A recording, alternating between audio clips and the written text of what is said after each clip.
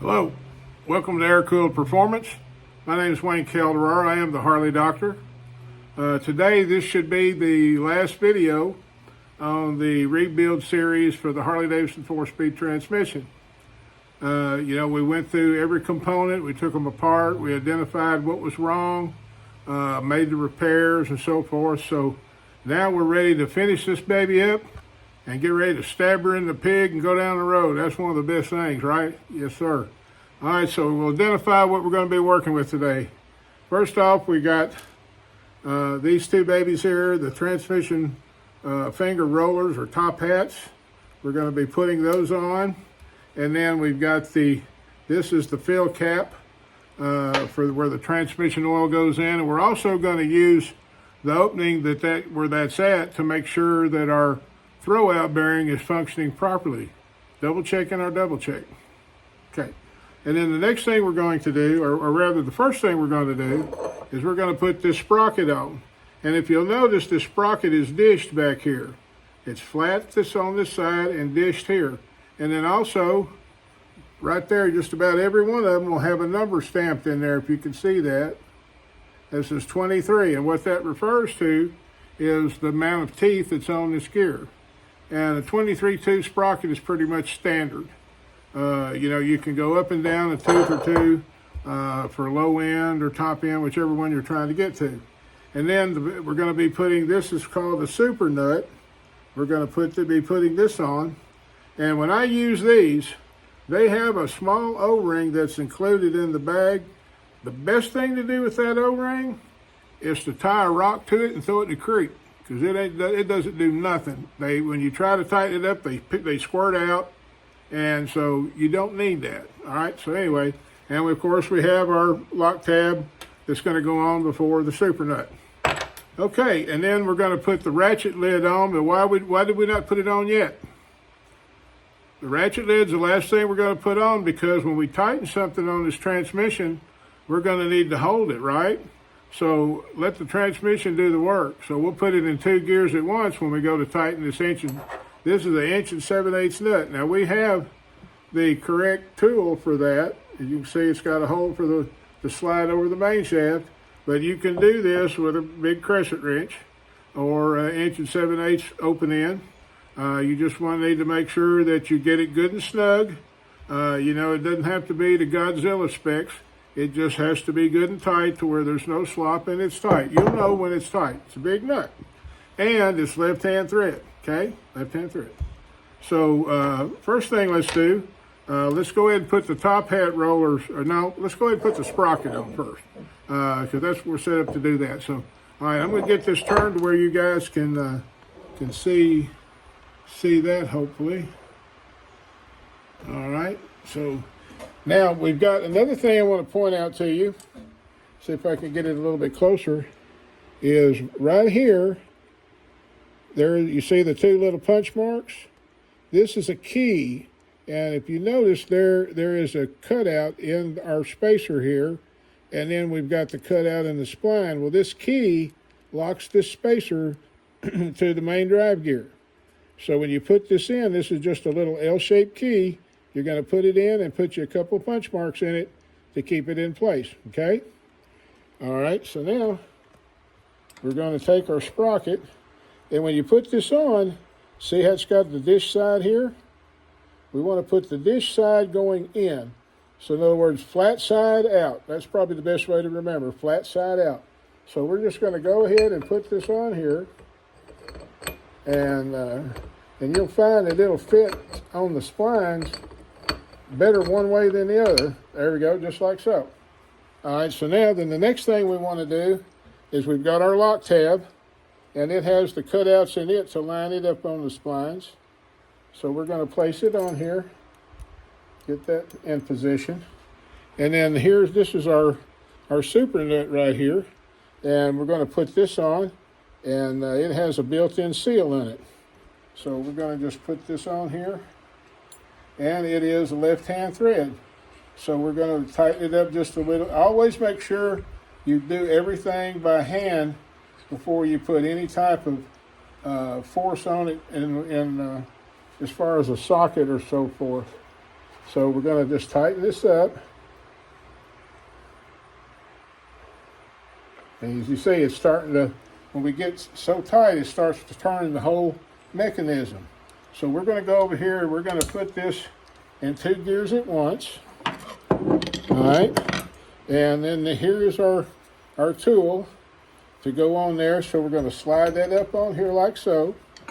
And you can either use a ratchet or a pull bar to tighten this up and make sure she's in 2 gears at once. There we go.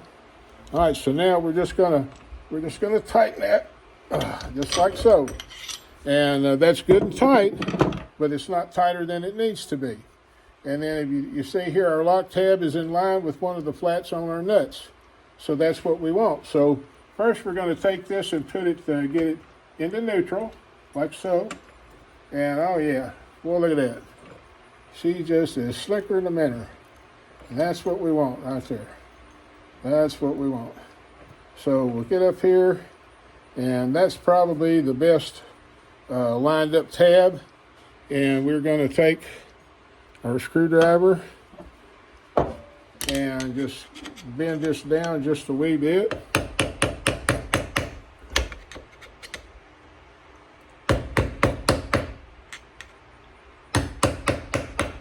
Now, once we get that upset like so, then we will take our channel locks.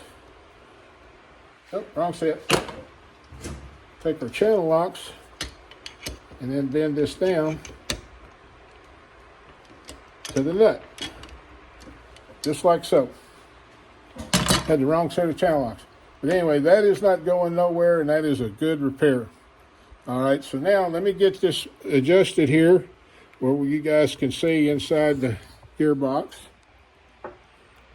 And we'll move on to that.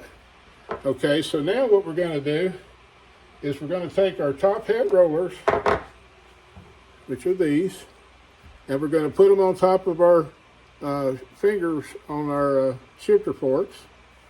And if you'll remember, we've already done the lock tabs on these and all. We've set our clearances up and all. So now one of the very last things that we're fixing to do is we're going to put the ratchet lid on. Before we do that, we're going to check, let's check our throwout bearing. Let me get this where you can see it.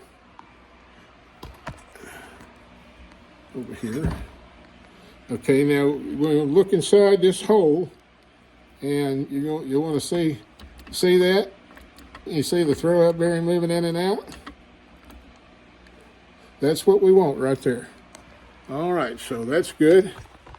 All right, so we'll get back over here. You can see the gearbox.